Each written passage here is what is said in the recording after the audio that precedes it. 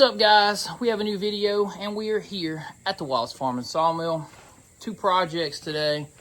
It's getting later in the evening. Some of this has already been shot in the morning.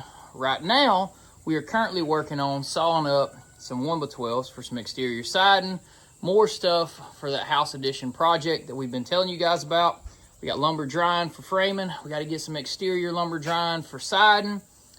We also are doing a little bit of fiddling on the bus. We got some finalization that is happening. We got some cedar 1x that came off the side of those cedar posts we cut in a previous video just last week. Those side cuts are being turned into slats, 1x6s, 1x4s for some bed framing inside of the bus. That is what we're getting into today. So there's going to be a little bit of bus content, slats for the bed in the back, just very minute details, and we can take that thing for a camping trip. And then we're going to be sawing a lot, guys, of 1x12s. Now, I have decided that for our siding, because we have this nice, we'll show you here, AccuSet 2 set works on the Sawmill. Does all the thinking for you, so you can really just come up with your dream of whatever size you'd want to go with, and it can accurately put it out for you. So, thanks, Woodmiser, for that. Yes. We are going to be cutting 7/8 siding. Why 7/8? Well, I just crunched my head around the ideas of what's too thick, what's too thin. And I was like, man, with AccuSet, I can do like anything I can come up with. 1 inch for me was a little bit thick. 3/4 I thought maybe a little thin. And I was like, 7/8 it is. So we're going to cut 7/8 siding for it, which will dry. And then maybe it'll be closer to 3/4 final thickness. That's my thought process there. But anyway, 7/8 is plenty thick, and you know, it's not a big waste of too thick. That's my thinking. You're in my head now. That's the way that I am thinking about this project. I did pull the tractor forks right up next to the mill, you'll see. Make for some real easy offcuts there, because I wasn't trying to get every little fine little smidgen. I wanted to go straight to getting what I needed here. So that's what I'm doing. I need some wide 1x. Let's get this video started. But we got to do this right here, right now, which is the cedar that we got to make into the bed slats. So that is the next item on the list, and I need to get them out of the rack of the sawmill here anyway, so that we can cut, oh, I don't know, about 150 more of those. A lot. So we need a lot more of those. Let's get these, throw it over onto the sawmill, and then turn them into those bed slats. We'll chop them to the length we need, and we'll go set them in there, because the bus is near completion, like I said. Just a few last little bits, and then we can take you guys out on a cool camping night in the bus. So here we go. What we're going to do is we're going to take all of the square edges like this, for example. Put that square edge down, and then we'll cut them all to one length. Width.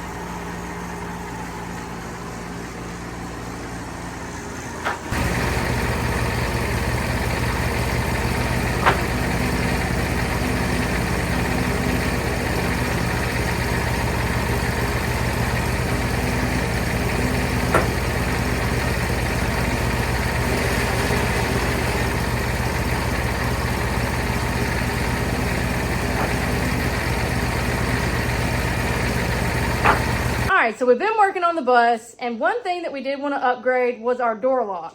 So we ordered a Tapo smart Wi-Fi door lock, and we're gonna get this thing put on. So this bus is almost done, and we're getting ready to go on a trip. So we needed a new, nice deadbolt lock on here to keep us safe at the campgrounds. So this is the best smart Wi-Fi door lock that you can get for under $150, and that's a great deal. So this door lock has a 1-year battery life, a rapid fingerprint recognition, which is super cool, remote app control, Bluetooth access, 2 physical backup keys, definitely a hassle-free installation. This took nothing to put on. Now it's battery time. So now that we've got it installed onto the door, so the next thing we're going to do is going to get on our phone and we're going to download the app. This is super simple. It's going to go through the 4 little steps that it has to do, and then your lock is ready to go.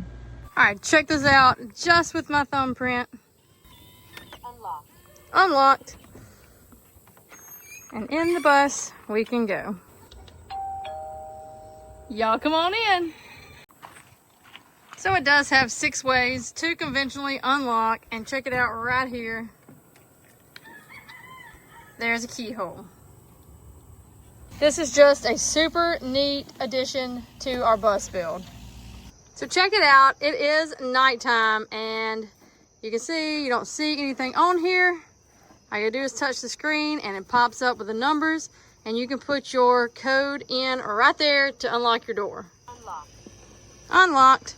Just like that, going into the bus. I even like how this has this part right here is longer than our other part, so it goes in, and I feel like that keeps us safer.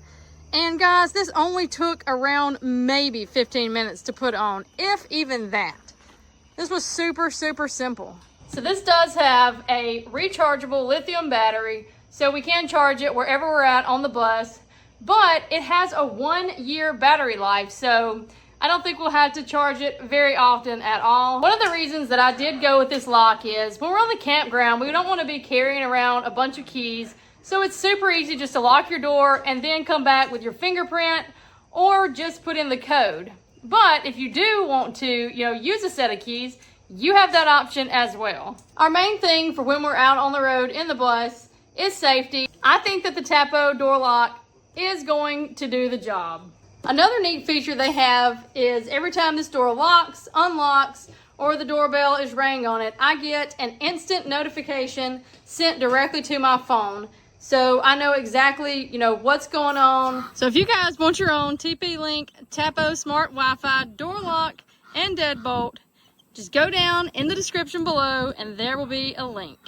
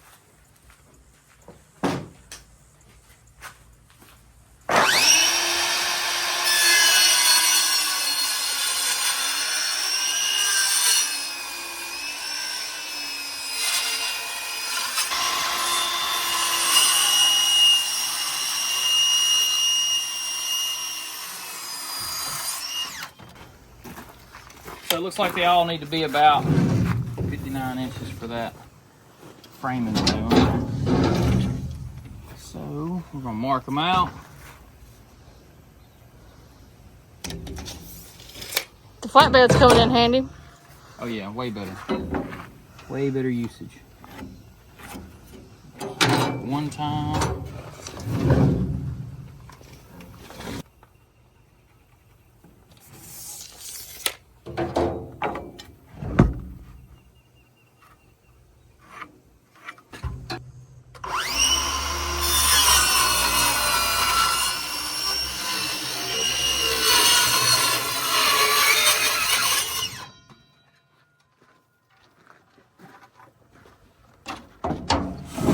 Get a couple of these set in here.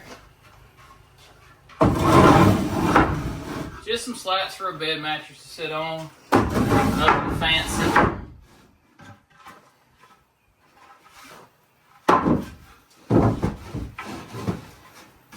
May end up going one or two more. I don't know.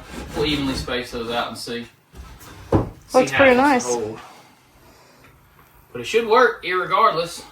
And the key thing to remember here, guys, is a lot of people build these into really, really nice things, and they do all kinds. Ours is a camper, so we're just making a self-built camper to go out and have fun adventures during, like, I don't know, fishing and hunting seasons and stuff. You know, just something that was hand-built and done, and something to enjoy. We didn't go like super crazy on like making it the nicest thing ever because we won't live here. It's just a camper. All right, we're headed now to the sawmill to cut that siding.